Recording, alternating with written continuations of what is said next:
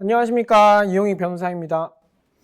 네, 오늘 이제 변호사 시험 형사법 기록형 파이널 이제 최종 쟁점 정리 시간을 갖도록 하겠습니다. 네, 그래서 오늘 내일 이렇게 이틀 동안 할 거고, 이제 아마 지금 이 수업 들으시는 분들은 이제 형사법 기록형에서 좀 약점이다라는 생각, 그리고 또 마지막으로 한번 정리해 보겠다 이런 생각으로 이제 기존의 사례형 선택형에 이어서 기록형 들으셨을 것 같아요. 그래서 이제 사례형 선택형이랑 최대한 겹치지 않는 선에서 기록형에 대해서 이제 출제 가능한 중요 쟁점들 위주로 정리를 할 거거든요. 그래서 이 강의를 통해서 저를 처음 접하게 되신 분들은 저 사람이 하는 나름의 방법론을 이제 기존에 하시던 방법론과 잘 융합하셔가지고 이제 여기 수업을 하는 중간중간에 새롭게 듣게 되는 얘기가 있다거나 하시면은 그거를 이제 자기 방법론에 잘 융합을 하시면 될 것 같고, 그게 아니라 좀 너무 새로운 얘기가 많고 자기가 약점이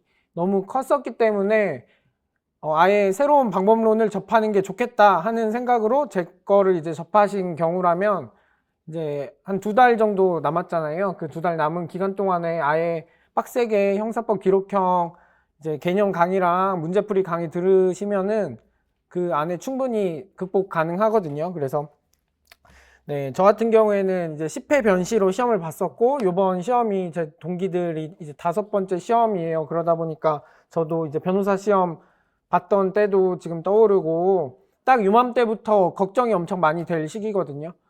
네, 그래서 지금 걱정되시더라도 걱정되는 게 너무 당연하기 때문에 그 걱정 자체를 그냥 당연한 걸로 생각하시면서 오히려 더 공부 정진하시도록 하면 좋을 것 같습니다. 네, 그래서 이제 같이 제가 올려드린 자료 같이 보시면서 수업 진행해 보도록 할게요.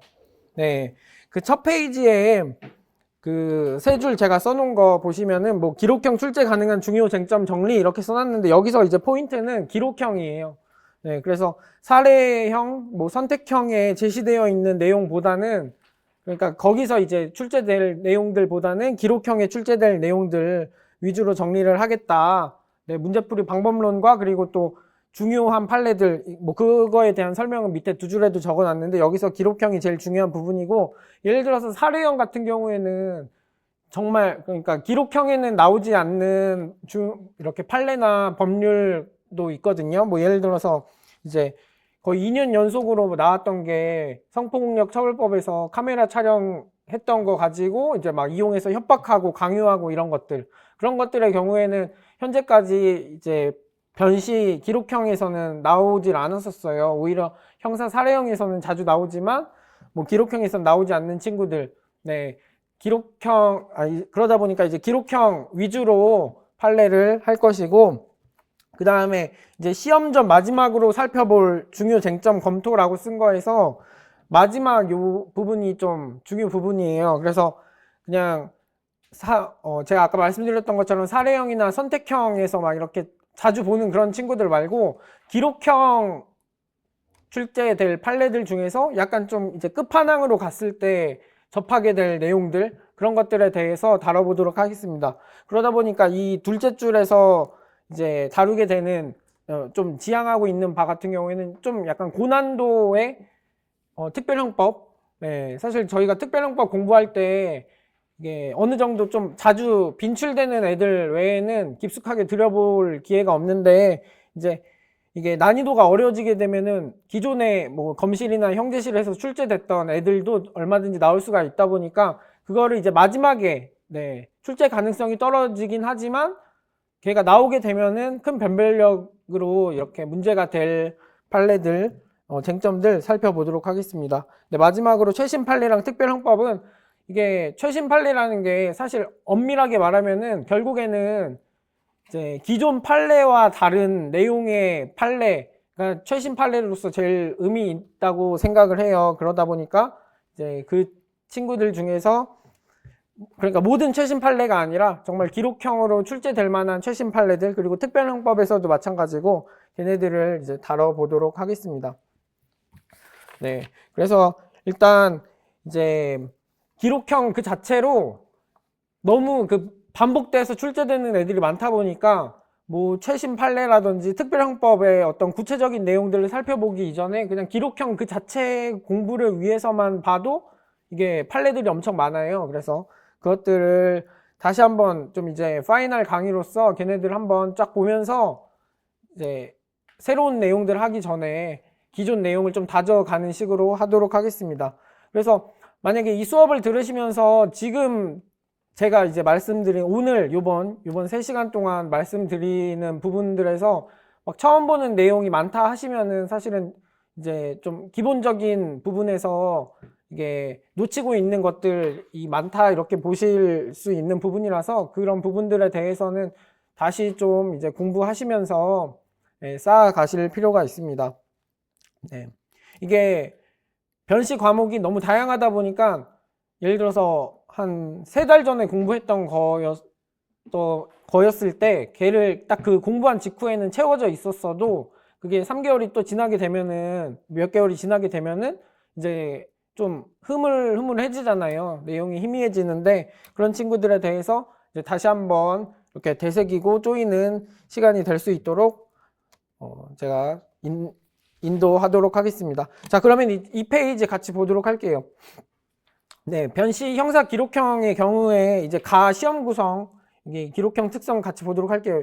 변시 형사 기록형은 이게 결국에는 그 성적표에는 한 항목으로 뜨잖아요. 이제 변시 형사 사례형의 경우에는 2항목으로 뜨는데 결국에 이게 과목이 뭐 그렇다고 해서 사례형은 비중이 높고 기록형은 비중이 낮으니까 기록형을 뭐 등한시해야 된다 이런 게 아니고 결국에는 다 열심히 해야 되거든요. 그리고 시험 성적으로 나오게 되면은 뭐 사례형이 뭐 여러 과목이든 이런 거에 상관없이 결국에는 점수가 여러 개가 나오는 거기 때문에 최소한 표준 점수 50점 이상은 받아야 된다 이런 생각으로 기록형도 끝까지 손 놓지 마시고 약점이라고 생각하시면 오히려 더 빡세게 하셔가지고 걔를 극복하게 되면은 거기서 점수 이득을 얻게 되면 그러니까 상대적으로 잘하게 되면은 네 거기서 점수를 얻으면 오히려 원래 그냥 평범하게 하던 것보다 더 좋은 성적을 얻으실 수 있기 때문에 약점을 오히려 극복하겠다는 생각으로 지금 열심히 해주시면 좋을 것 같습니다. 자, 저희 작성 답안 양식 요거 보면은 네, 사실 이게 많이 다뤘던 부분인데 검토 의견서 변론 요지서 이런 친구들 뭐 그냥 뭘 객관적으로 쓰고 반말이 아니라 개조식으로 쓰고 이제 뭐 존댓말로 쓰고 이런 것들이 중요한 게 아니고 실제적으로 답을 맞추기 위한 방향에서 중요한 부분이에요. 예를 들어서 검토 의견서의 경우에는 거기 객관적인 입장에서 써야 된다 라고 한 반면에 이제 변론 요지서랑 보석 허가 청구서 같은 경우에는 변론을 하는 입장이잖아요. 그러니까 검토 의견서는 객관적으로 쓰는 거고 변론 요지서 뭐 보석 허가 청구서 통칭해서 변론 요지서라고 쓰면은 이제 변론을 하다 보니까 변론 요지서의 경우에는 딱 이제 문제가 출제된 그 항목들 변론 요지서로 써야 되는 애들에 대해서는 얘네는 무죄, 면소, 공소기각 결론으로 나올 가능성이 크겠구나 하는 생각을 하셔야 됩니다. 네, 그래서 13회 변시 기록형에서 아마 그때 이제 요 변론 요지서로 쓴 부분에서 유죄 나온 것들이 있긴 해요. 근데 그 죄명 중에서 예를 들어서 뭐 3가지가 있다고 하면 그 중에서 2가지는 면소로 나오고 이제 나머지 하나가 그냥 그대로 유죄가 나온 형태였어서 사실상 이제 무명공 결론으로 나오게 된다. 변론 요지서의 경우에는 반면에 검토 의견서의 경우에는 뭐 유죄도 가능하고 무명공 다 가능하다 이런 생각을 하시면 됩니다. 네, 그래서 보석 허가 청구서의 경우에도 이제 무명공으로 나올 가능성이 높다 이렇게 생각하실 수 있는데 사실 8회 변시에서 보석 허가 청구서가 나왔을 때 유죄가 나오긴 했었어요. 그러다 보니까 정상관계를 서술을 하라고 막 이렇게 나오기도 했었는데 어찌됐건 변론 요지서의 경우에는 이제 모의 시험의 경우에는 유죄가 나온 경우도 있었지만 이제 대부분 무명공 결론으로 나온다. 그래서 제가 좀 이따 말씀드릴 거지만 이게 뭔가 판례 결론이 애매해가지고 이게 유죄로 가야 할지 무죄로 가야 할지 애매한 상황이라고 하시면은 딱 이제 변론 요지서에서는 그냥 무명공 결론으로 한쪽으로 찍을 때 무명공 결론으로 딱 내리는 방향으로 하시면은 그래도 확률상 이렇게 답을 맞출 가능성이 높아진다. 약간 이런 실전적인 차원에서 말씀을 드렸습니다.